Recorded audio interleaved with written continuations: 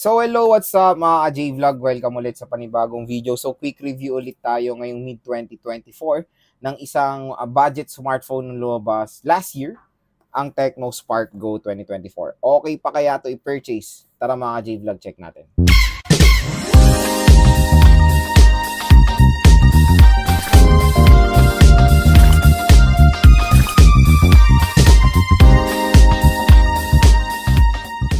So yan, may panibago na naman tayong quick review ulit or babalikan natin ulit ang isa sa napakasulit na budget smartphone, ang Tecno Spark Go 2024. So gulat ako kasi hanggang ngayon is itong smartphone na to ay available pa rin sa lahat ng markets, online or physical stores. Ay meron pa rin Tecno Spark Go 2024. Wala pang lumalabas na Tecno Spark Go 2025. Usually kasi itong Spark Go na may mga version na ganito, may lumalabas to ng mga mid versions, di ba? Pero ito, alive and kicking pa rin. Ito pa rin yung latest. Available pa rin sa market still.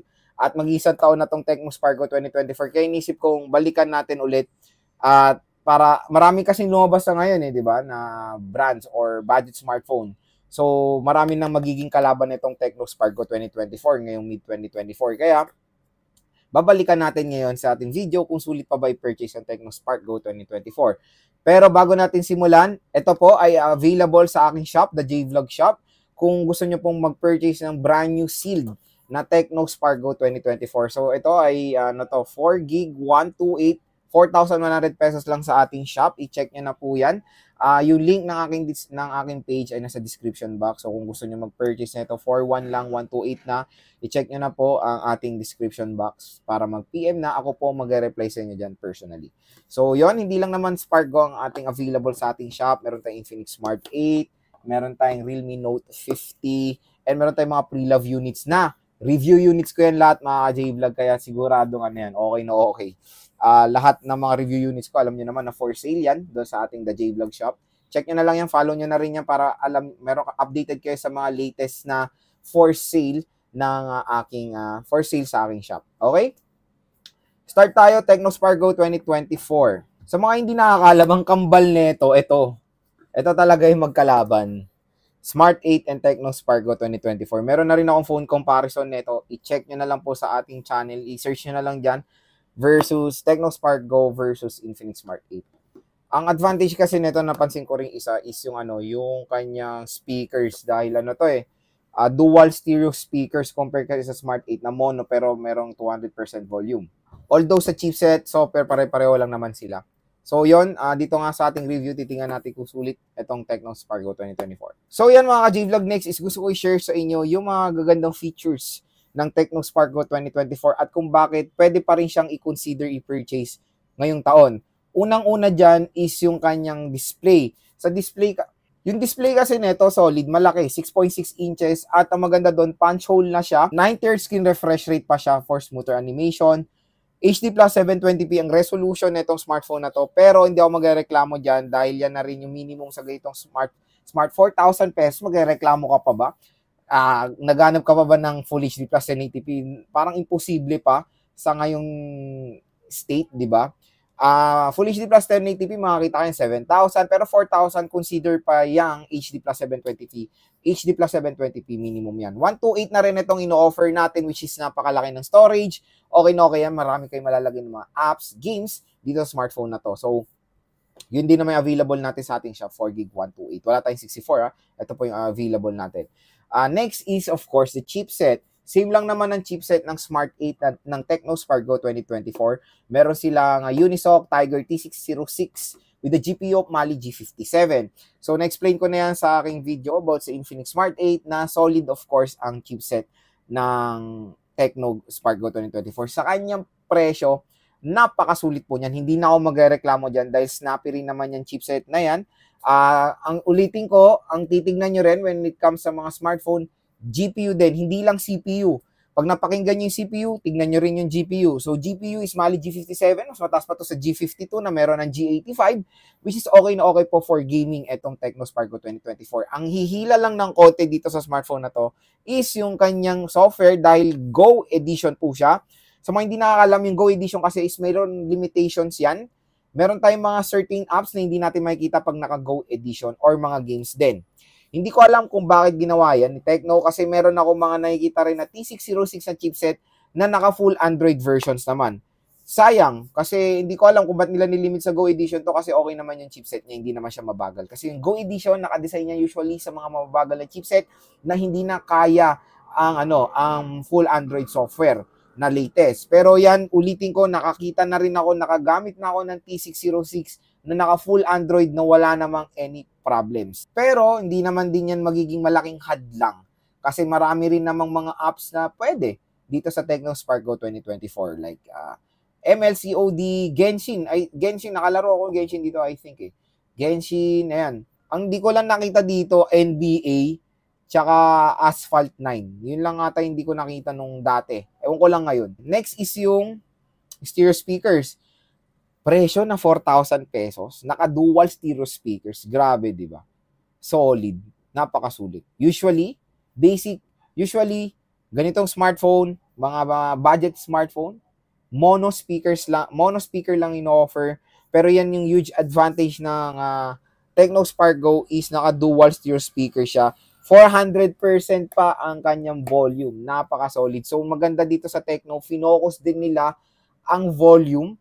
Kumbaga, hindi lang sila nagfo-focus sa RAM. Hinahati talaga nila yung specs na magiging sulit dito sa Tecno Spark Go 2024.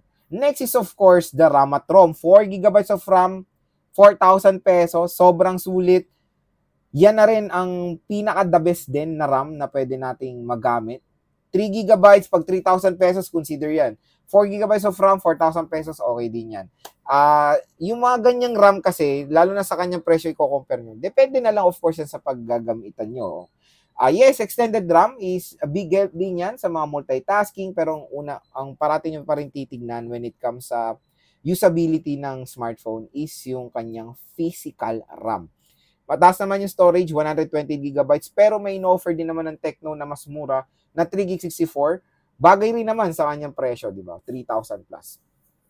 So, 4GB and 128, sobrang sulit sa kanyang presyo, lalo na yung storage na 120 GB. Nakakatuwa na ganitong presyo ay nakakita na tayo ng 128. Kasi syempre, ilang beses ko na nasaksiyan yung evolution or innovation ng smartphone. Dati, yung 128, nakikita natin sa mga mid-range lang, 64 ang pinakamataas, 32 pa nga. All goods na 128 ay nakikita na natin sa murang halaga. Next is of course the design. Yung ni-review nating Tecno Spark Go is yung mystery white. Napakaganda ng white.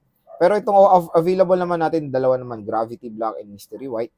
Napakaganda ng design. Camera, alam nyo naman kung saan na-adapt yung design ng camera ng Tecno and even the Infinix sa iPhone. Mukhang iPhone yung camera ng mga to. Na isang very eye-catching talaga yan. Kasi pag naglalakad ako, minsan may nakakasalubong ako nakagamit ng Smart 8 and Tecno Spark Go. Unang glance nyo, akala nyo talaga iPhone yung gamit. Pero pag tinignan mo ng malapitan talaga, Infinix or Tecno gamit ito or even mga ibang brands. Kasi ang lalaki talaga ng solid ng camera. Pero at first glance, makakala nyo talaga na iPhone yung gamit ng mga ibang consumers natin. Which is nagustuhan ko naman yung design ng Transsion company when it comes sa camera nitong Tecno Spark Go and even yung Infinix. Sila mga J-Vlog, yung mga nagustuhan kong features dito sa Tecno Spark Go 2024. Sana po nakatulong po sa inyo to kung nade-decide kayo pa rin bumili ngayong mid-2024 na itong smartphone na to. Si Tecno Spark Go 2024 ay merong dual rear camera. Yung main camera niya is merong 13 megapixel at yung front camera niya is merong 8 megapixels. Sa screen, meron siyang 6.6 inches IPS LCD display na may resolution na HD+, 720 by 1612 pixels sa meron 267 pixels per inch. Support ng 9:30 screen refresh rate at naka-punch hole display siya.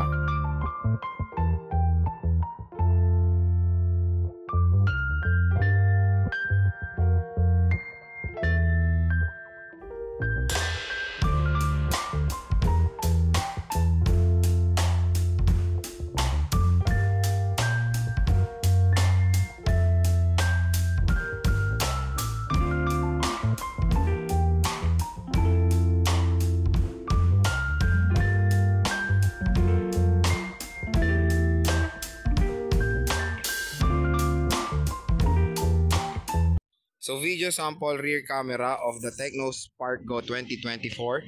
So, ang pinakamax sa resolution niya is Full HD 1080p. 30 frames per second. Ang maganda dito, malinaw camera nito in fairness Itong Spark Go 2024. Ayan outdoor shot.